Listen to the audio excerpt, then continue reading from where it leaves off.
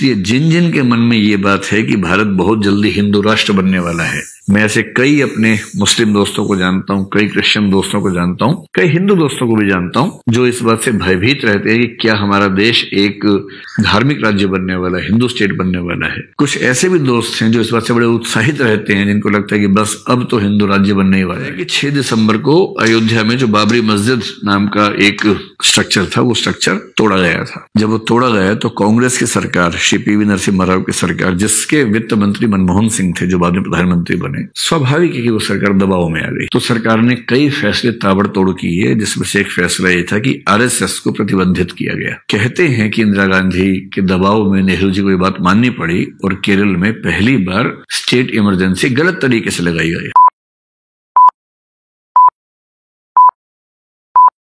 क्या भारत की न्यायपालिका सेकुलरिज्म के मुद्दे पर खरा उतर पाती है, और यदि उतर पाती है तो कितना उतर पाती है? ये थोड़ा सा डिटेल्ड मामला है। तो जहां तक हमारे जुडिशरी का प्रश्न है, मैं ये कह सकता हूं कि सामान्यतः उसकी नेचर न केवल सेकुलर रही है, बल्कि उसने भारत के सेकुलरिज्म को बचाने के लिए पुरजोर कोशिश भी की है। इसको हम कुछ हिस्सों में बांटकर देखते हैं कि हमारी न्यायपालिका ने, न्यायपालिका का मतलब ऐसे मामलों में होता है सुप्रीम कोर्ट, और कुछ मामलों में हाई कोर्ट जो हमारे पास राज्यों में है, उतना ही। क्योंकि संविधान की व्याख्या करने का प्रसंग हो या कुछ ऐसे महत्वपूर्ण जब फैसले होते हैं तो यही हायर जुडिशरी ही करती है। हायर जुडिशरी का मतलब हाई कोर्ट एंड अबव, यानी कि सुप्रीम कोर्ट। सुप्रीम कोर्ट ने जो इस संबंध में सबसे महत्वपूर्ण एक योगदान दिया, उसने ये स्पष्ट किया कि धर्मनिरपेक्षता या सेकुलरिज्म हमारे संविधान का मूल ढांचा है, यानी कि बेसिक स्ट्रक्चर ऑफ कॉन्स्टिट्यूशन है। तो एक बात तो मैं लिखता हूं बेसिक स्ट्रक्चर, और फिर आपको ये बात थोड़ी समझाता भी हूं कि इसका मतलब यहां पर क्या है। अगर आपने वो वीडियो देखा हो, एक वीडियो मैंने बनाया था केशवानंद भारती केस पर, 24 अप्रैल को उस केस की जो तिथि है उसी पर उसको अपलोड किया था, इसी वर्ष में 2020 में ही। उसने विस्तार में समझाया था कि बेसिक स्ट्रक्चर क्या होता है और ये डॉक्ट्रिन कैसे डेवलप हुई। और केशवानंद भारती केस एक 1973 में हुआ था, जिसका फैसला 24 अप्रैल 1973 को आया। उसमें सुप्रीम कोर्ट ने ये कहा, क्योंकि उसके पहले कई मामले, सज्जन सिंह मामला, गोलकनाथ मामला, उन सब मामलों से जो डिस्प्यूट थी उनको विराम देते हुए सुप्रीम कोर्ट ने कहा कि संविधान में संशोधन करने की शक्ति अनुच्छेद 368 के तहत संसद के पास है। ये बात ठीक है, लेकिन संसद के पास भी ये शक्ति नहीं है कि वो संविधान में कुछ भी बदल सके। 24वां संविधान संशोधन 1971 में इंदिरा गांधी जी ने करवाया था संविधान में, जिसका भाव ये था कि भारत के संसद संविधान में कुछ भी बदल सकती है। और उसके बाद उसने तेजी से संविधान में संशोधन किए भी, 25वां किया, 26वां किया, 29वां किया। 29वें संविधान संशोधन के विरुद्ध मुख्य रूप से केशवानंद भारती केस आया था सुप्रीम कोर्ट में, जिसमें थोड़ा बहुत जिक्र 25 का भी था। और उसमें सुप्रीम कोर्ट ने कहा कि देखो, संसद संविधान में कुछ भी बदल सकती है, ये बात जनरली ठीक है, लेकिन संशोधन का मतलब ही है कि कोई खराबी आ गई तो आप ठीक कर दीजिए। संशोधन का मतलब किसी बिल्डिंग को गिरा के फिर से खड़ा करना नहीं है, वो तो रीबिल्डिंग है, रीराइटिंग है। तो संविधान को फिर से लिखने का अधिकार और संविधान जो लिखा हुआ है उसमें कुछ जरूरी संशोधन करने का अधिकार, इसमें अंतर ध्यान रखना पड़ेगा। और संविधान के तहत संसद के पास संशोधन की शक्ति है, पुनः लिखने की शक्ति नहीं है। और तब उसने कहा कुछ चीजें ऐसी हैं जिनमें भारत की संसद भी कितने भी बहुमत से संशोधन नहीं कर सकती है। और साथ में ये भी कहा कि उसमें क्या क्या आता है, मूल ढांचे में क्या क्या आता है, ये एक लिस्ट बनाना संभव नहीं है। समय समय पर जुडिशरी बताएगी कि ये भी संविधान के मूल ढांचे का हिस्सा है और ये चीज संविधान के मूल ढांचे का हिस्सा है या नहीं है। 1993 का एक बड़ा महत्वपूर्ण केस है, जिसका जजमेंट 1994 में आया। इस केस का नाम था SR बोम्मई का मामला। मुझे उम्मीद है कि अगर आप भारत का संविधान पढ़ते हैं तो आपने इस केस का नाम जरूर सुना होगा, बेशक आपको इस केस का बहुत आइडिया ना हो। मैं आपको हल्का सा समझाता हूं कि इस केस में क्या हुआ था। SR बोम्मई केस का मामला क्या था? इसका संबंध बेसिकली संविधान के अनुच्छेद 356 के साथ था। और मेरा ख्याल है कि भारत में बहुत बेसिक बातें जानने वाला व्यक्ति भी ये तो जानता ही है कि संविधान का अनुच्छेद 356 वह अनुच्छेद है जिसकी मदद से केंद्र सरकार किसी राज्य में राष्ट्रपति शासन लगाती है, जिसको स्टेट इमरजेंसी या राज्य आपात भी कहा जाता है। और इसका खूब दुरुपयोग होता आया है। इसका पहला स्पष्ट दुरुपयोग केरल में हुआ था। 1959 के समय की बात है, जब केरल एजुकेशन बिल आया, बहुत विरोध हुआ। उस समय इंदिरा गांधी कांग्रेस की पार्टी की अध्यक्ष बनी हुई थी 1 साल के लिए, और कहते हैं कि इंदिरा गांधी के दबाव में नेहरू जी को ये बात माननी पड़ी और केरल में पहली बार स्टेट इमरजेंसी गलत तरीके से लगाई गई। हालांकि उससे पहले पंजाब में भी लगा था और वो जरूरी मामलों में लगा है उससे पहले भी, लेकिन दुरुपयोग की परंपरा शुरू हुई 1959 से और उसके बाद तो इतना दुरुपयोग उसका हुआ। 1970 के दशक में दुरुपयोग का जो लेवल देखा गया, 70 के दशक में, 80 के दशक में, हालत ये थी कि जब भी कोई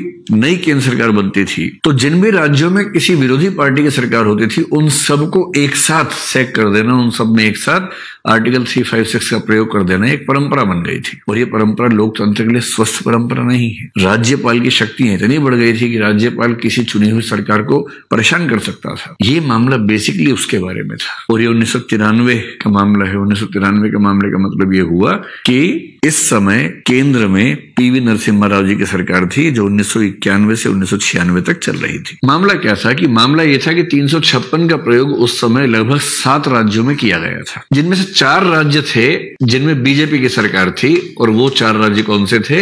एक तो था उत्तर प्रदेश, एक था राजस्थान, एक था मध्य प्रदेश और एक था हिमाचल प्रदेश। ध्यान रखना है ये 1992-3 की बात हो रही है। उस समय तक उत्तर प्रदेश से उत्तराखंड अलग नहीं हुआ था, उस समय तक मध्य प्रदेश से छत्तीसगढ़ अलग नहीं हुआ था।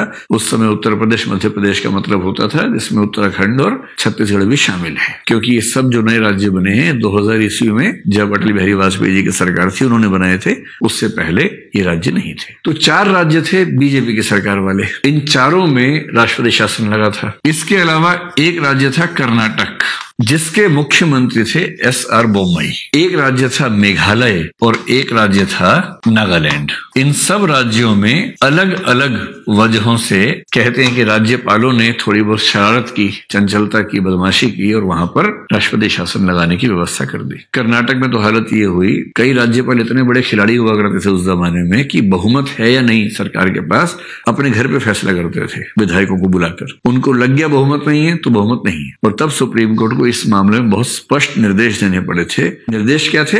ये मामला मुख्यतः आर्टिकल 356 के दुरुपयोग के बारे में था, लेकिन धर्मनिरपेक्षता इसमें कहां से आ गई? 1992 में आपको अच्छे से पता है कि 6 दिसंबर को अयोध्या में जो बाबरी मस्जिद नाम का एक स्ट्रक्चर था वो स्ट्रक्चर तोड़ा गया था। जब वो तोड़ा गया तो कांग्रेस की सरकार, श्री पीवी नरसिम्हा राव की सरकार, जिसके वित्त मंत्री मनमोहन सिंह थे जो बाद में प्रधानमंत्री बने, स्वाभाविक है कि वो सरकार दबाव में आ गई। देश भर में माहौल खराब हुआ, ये भी एक पक्ष था ही। तो सरकार ने कई फैसले ताबड़तोड़ किए, जिसमें से एक फैसला ये था कि आरएसएस को प्रतिबंधित किया गया और सब राज्य सरकारों को निर्देश दिया गया कि आरएसएस और उससे जुड़े संगठनों की गतिविधियों को कंट्रोल करें, कानून व्यवस्था की स्थिति न बिगड़े। हमारे संविधान में ना कुछ ऐसे आर्टिकल्स हैं जो कहते हैं कि यदि केंद्र सरकार ने राज्य को निर्देश दिया है और राज्य उसका पालन नहीं करता है तो यह आर्टिकल 356 के प्रयोग की पर्याप्त शर्त है। यदि आपको मौका मिले तो आर्टिकल 365 थोड़ा संविधान का पढ़िए तो आपको वो देख के समझ में आएगा कि इसका क्या प्रसंग है। केंद्र सरकार ने